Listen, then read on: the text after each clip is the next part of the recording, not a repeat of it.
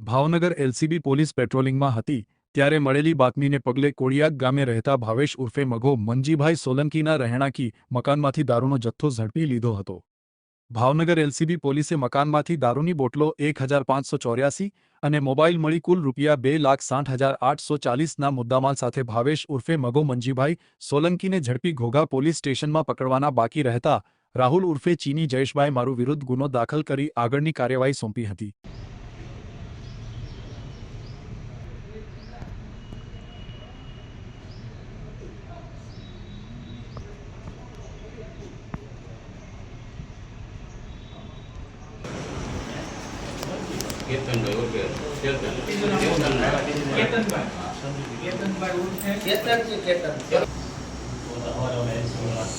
online